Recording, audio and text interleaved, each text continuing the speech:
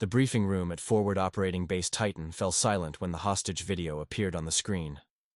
8 aid workers, bound and blindfolded, kneeling in a concrete room somewhere in the city. The voice behind the camera spoke in clipped, confident tones.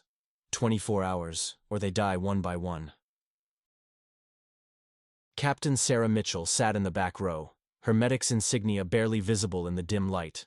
Around her, Special Forces operators leaned forward, studying the footage for clues. Building layout, number of captors, possible entry points. This was their world. Sarah was just there to patch them up if things went wrong. Commander James Rourke stood at the front, his face carved from stone and decades of hard choices. Intelligence puts the hostages in a 3-story building in the old district. At least 9 hostage takers, heavily armed, experienced. They've been planning this for months. He paused, scanning the room. We go in tonight. Full tactical assault. Questions? A Navy SEAL near the front raised his hand. What about the building's interior? Do we have blueprints? Negative. The structure's been modified extensively. We're going in partially blind. Sarah's hand went up slowly. Commander, I've studied the architecture of that district. If this is the building I think it is, there's a ventilation system that connects all 3 floors. Original construction from the 1970s. The routes aren't on any modern blueprints. The room turned to look at her. Rourke's expression didn't change. Captain Mitchell, you're a combat medic. Your job is to stay with the vehicles and treat casualties when we bring them out. Sir, I'm just saying that if you need someone who knows the internal layout. We have operators trained for close quarters combat. Rourke cut her off. Your medical skills are valuable. Your tactical input is not required. A few chuckles rippled through the operators. Sarah felt the familiar weight of dismissal settle on her shoulders. She'd carried it for 6 years, ever since she'd arrived at her first Special Forces unit with a medical bag instead of a rifle. To them, she was support staff. Necessary, but not a warrior. What they didn't know, what nobody at FOB Titan knew, was that before Sarah Mitchell had become a medic, she had been something else entirely. The convoy rolled out at 2100 hours. 4 vehicles, 16 operators, 1 medic. Sarah sat in the back of the trail Humvee, her medical kit secured between her boots. Around her, the assault team conducted final weapons checks with the casual efficiency of men who'd done this 100 times before. The city streets were dark, power cut in this sector after months of fighting. The vehicles moved without headlights, navigating by night vision and memory. Sarah closed her eyes and reconstructed the target building in her mind. She'd spent 3 hours that afternoon pulling up old city records, architectural surveys, utility maps. The building had been a hospital once, before the war. She knew its bones. They parked 4 blocks away. The assault team moved out silently, spreading into tactical formation. Sarah followed at the rear with the vehicle's security element, exactly where a medic was supposed to be. Commander Rourke's voice crackled over the radio. All elements, we have eyes on target. Hostiles visible on 1st and 3rd floors. No clear sight on hostages. Prepare for dynamic entry in 3 minutes. Sarah watched through night vision as the assault team stacked up at the building's main entrance. 12 operators, perfectly trained, ready to crash through doors and clear rooms with overwhelming violence. It was textbook Special Forces tactics. It was also going to get people killed. She keyed her radio. Commander, those hostiles you see are bait. They're positioned to draw you into kill zones on the 1st and 3rd floors. The hostages are in the basement. The ventilation system I mentioned. It's the only way down that isn't covered by overlapping fields of fire. Static.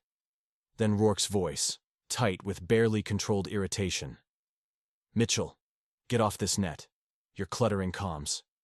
Sir, I've done this before. This exact scenario. Please listen. Captain, one more word and you're facing disciplinary action. Rourke out. The assault team breached. Sarah heard the distinctive crack of flashbangs, then the rapid hammer of gunfire. The radio erupted with controlled chaos. Contact 1st floor, multiple hostiles, taking fire from upper levels. Were pinned in the entry corridor. It was happening exactly as she'd predicted. The hostage takers had turned the building into a vertical maze of death traps. Every door opened onto overlapping kill zones. Every corridor was a fatal funnel. 2 down, need medical, came the call. Sarah grabbed her kit and started moving, but a hand caught her shoulder. One of the vehicle's security guys, a sergeant whose name she'd never learned. "Doc, you can't go in there. It's a meat grinder." Sarah looked at the building. Through the windows, muzzle flashes strobed like deadly lightning. She could hear the desperate edge creeping into the radio traffic. The assault was failing. Men were dying. The hostages would be executed any minute. She thought about the file buried in a classified database 3 security levels above anyone's clearance at FOB Titan. The file that listed her real training, her real background, before she'd requested transfer to medical and tried to leave that life behind. Sarah Chen. Not Sarah Mitchell. Chen had been her operational name during 4 years with a unit that didn't officially exist. A unit that specialized in impossible extractions, hostage rescue in denied territory, surgical strikes in places where conventional forces couldn't operate. She'd run 73 missions, 68 successful extractions, 5 failures that still haunted her dreams. She'd walked away after the last failure. 3 hostages dead because she'd been 30 seconds too slow. She'd retrained as a medic, thinking she could save lives a different way. Thinking she could stop being the person who moved through darkness dealing death with mechanical precision. But 8 aid workers were going to die in that basement, and 16 operators were going to die trying to save them, unless someone intervened. Sarah pulled free from the sergeant's grip. "Stay with the vehicles. If I'm not back in 20 minutes, call for secondary extraction." "Doc, what are you—" She was already moving. The building's side entrance was exactly where the old blueprints said it would be, hidden behind overgrown vegetation and 15 years of neglect. Sarah slipped through, her medical kit left behind, carrying only the compact pistol she wasn't supposed to have, and a small flashlight with a red lens. The ventilation shaft entrance was in the utility room on the ground floor. Sarah moved through the darkness with the confidence of someone who'd memorized every step of the route. Behind her, she could hear the firefight raging on the floors above. The assault team was trapped, exactly as planned by enemies who'd prepared this battlefield. The shaft was narrow, barely wide enough for her shoulders. Sarah crawled through absolute darkness, counting seconds, measuring distance by memory. The shaft descended at a 45-degree angle, lined with ancient metal that creaked under her weight. 3 minutes of crawling brought her to a junction. The shaft split, one branch continuing down, another running horizontal toward what should be the basement level. Sarah chose the horizontal route, moving with agonizing slowness to avoid making noise. She emerged behind a ventilation grate that looked down into the basement. 8 hostages sat bound against one wall. 9 men stood guard, weapons ready, listening to the chaos above with satisfied expressions. They were confident, comfortable. The assault team was exactly where they wanted them. Sarah memorized positions. 3 hostages takers near the hostages, 2 by the basement stairs, 4 scattered around the room in defensive positions. All facing toward the stairs, expecting the assault to eventually fight its way down.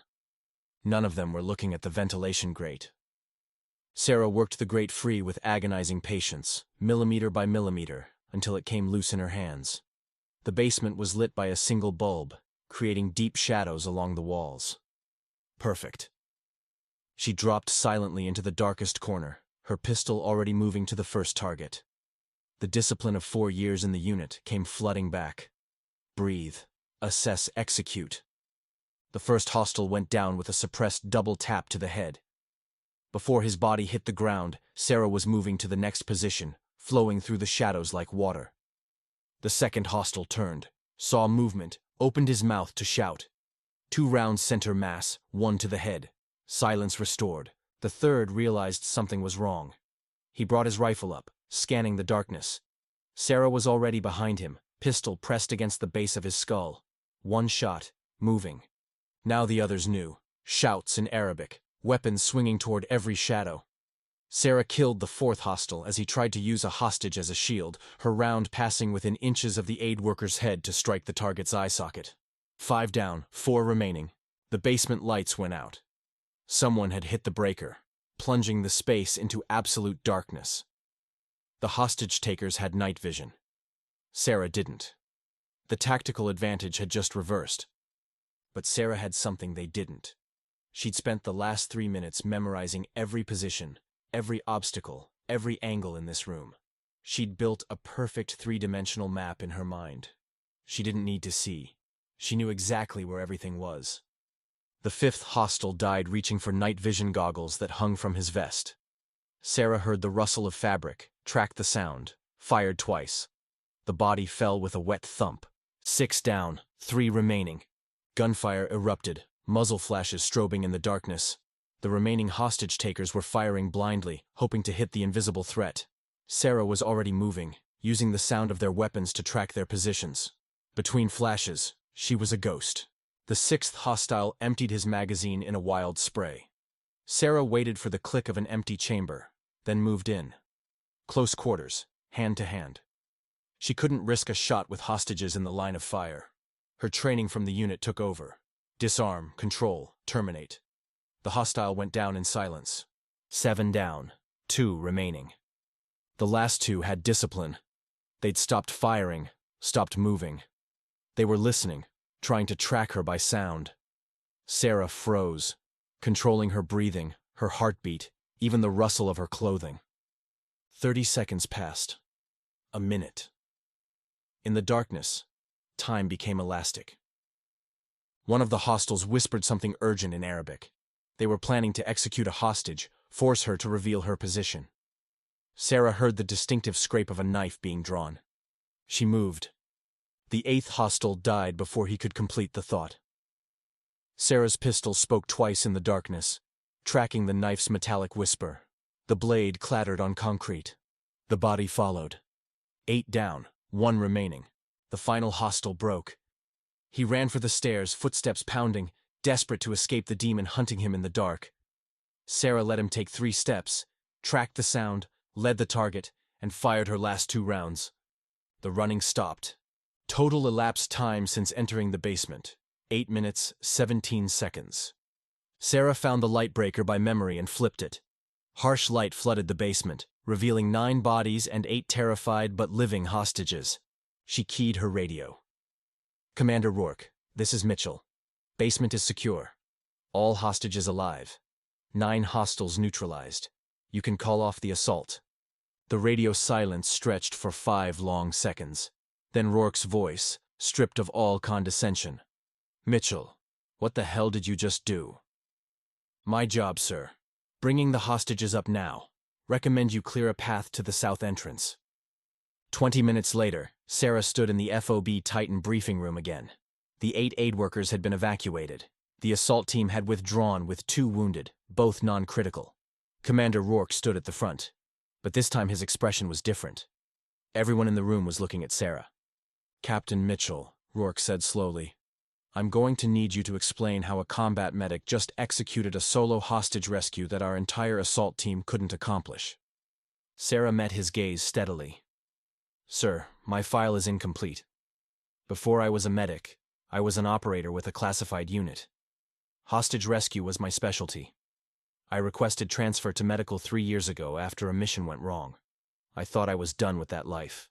But tonight demonstrated otherwise. Rourke's tone wasn't accusatory. It was calculating. Mitchell, or should I say Chen, we need to talk about your actual capabilities. The unit you were with, I'm guessing it's the one that doesn't exist on paper? Sarah nodded. I walked away, sir. I can't go back. I'm not asking you to. But I am asking you to stop pretending to be just a medic when you're clearly something much more valuable. Rourke paused. How many of those missions did you run? 73 total. 68 successful. And tonight makes 69. He looked around the room. Gentlemen, I think we need to reconsider our operational planning. Captain Chen, I'm authorizing you for full tactical integration with assault elements. Your medical training is valuable, but your rescue expertise is critical. A SEAL lieutenant raised his hand. Sir, with respect, she just pulled off a solo infiltration that violated every standard operating procedure we have. How do we know? She saved 8 hostages and preserved the assault team when our plan was failing. Rourke cut him off.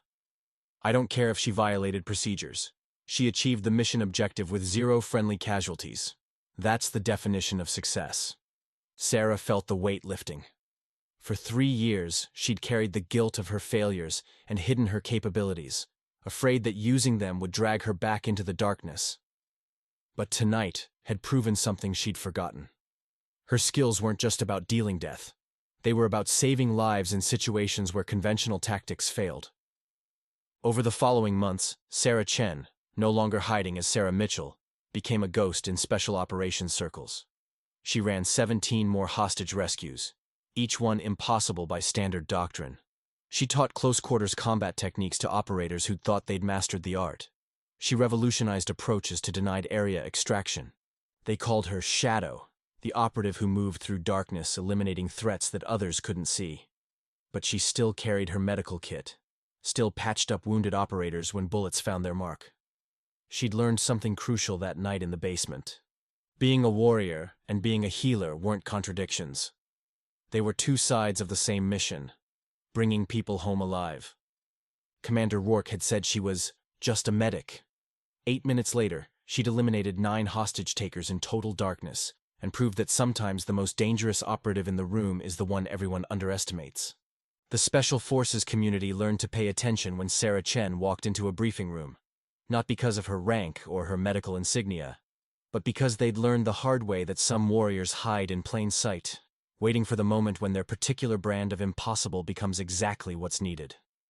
The hostage-takers in that basement had prepared for a conventional assault. They'd built kill zones and overlapping fields of fire.